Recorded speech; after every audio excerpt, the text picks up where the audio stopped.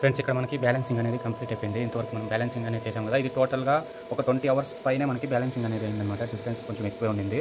ఇది 18650 model cells అనమాట. ఇది 48 watts 26 AH lithium ion battery. ఇందులో చూడండి ఇప్పుడు ఛార్జింగ్ అనేది ఇప్పుడు ప్రెజెంట్ మనకి 50 వోల్ట్స్ అనేది ఛార్జ్ అయింది. జస్ట్ ఇప్పుడే ఛార్జింగ్ అనేది పెట్టాను. ఆల్రెడీ దీంట్లో ఛార్జ్ అనేది టోటల్గా ఫస్ట్ డిశ్చార్జ్ చేశాను అనమాట. డిశ్చార్జ్ చేసిన తర్వాత మళ్ళీ ఛార్జ్ చేసి మళ్ళీ బ్యాలెన్సింగ్లో పెట్టడం జరిగింది. తర్వాత టోటలీ బ్యాలెన్సింగ్ అనేది సక్సెస్ఫుల్లీ కంప్లీట్ అయిన తర్వాత మళ్ళీ ఫుల్ ఛార్జ్ అనేది చేయబోతున్నాను. ఫుల్ ఛార్జ్ చేసిన తర్వాత ఇది ఒకసారి బైక్లో అనేది ఒకసారి టెస్ట్ డ్రైవ్ అనేది చేసిన తర్వాత ఇది మైలేజ్ ఒకవేళ కరెక్ట్గా వస్తుందా లేకపోతే సేమ్ మళ్ళీ ప్రాబ్లం ఏదైనా వస్తే మళ్ళీ దాన్ని చూసిన తర్వాత నెక్స్ట్ ప్రాసెస్ అనేది చేస్తాను అనమాట.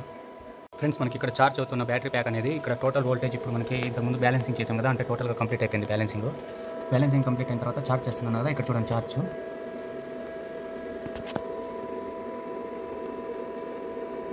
ఇక్కడ చూడండి ఫ్రెండ్స్, ఛార్జ్ వచ్చిందన్న 53.68 వాట్స్ అనేది చూపిస్తుంది కదా. ఇంతకుముందు అనేది ఇందులో ఛార్జింగ్ అనేది కట్ ఆఫ్ మనకు 52.5 అలా అనేది కట్ ఆఫ్ అయిపోతుంది. అంటే దీంట్లో ప్రాబ్లం అనేది ఏంటంటే దీంట్లో ఇప్పుడు 13 సిరీస్లో బ్యాలెన్సింగ్ కోల్పోవడం అంటే ఏంటంటే ఇప్పుడు ప్రతి సెల్లోనే మనకు యావరేజ్గా 3.7 వోల్టేజ్ అనేది ఉంటుందన్నమాట. ఇందులో ఇది ఒక సెల్లో మనకి 4 చూపిస్తుంది, ఇంకో దాంట్లో 3 అన్నమాట.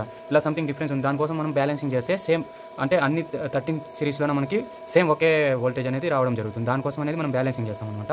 ఇప్పుడు బ్యాలెన్సింగ్ చేసేసాను. ఇప్పుడు ఇది మనకి టోటల్ కట్ ఆఫ్ వచ్చిందని ఇది 54 వోల్ట్స్ అవుతుంది అనమాట. ఇక్కడ చూడండి 53.72 ఎక్కింది కదా. ఇంతకుముందు అయితే మనకి 53 కస్తా రాలేదన్నమాట కట్ ఆఫ్ అయ్యేది. ఇది మనకి ఇంకా టెస్ట్ డ్రైవ్ అనేది ఒకసారి బైక్లో టెస్ట్ డ్రైవ్ చేసిన తర్వాత నెక్స్ట్ కస్టమర్కి అనేది మనం ఇవ్వడం జరుగుతుంది.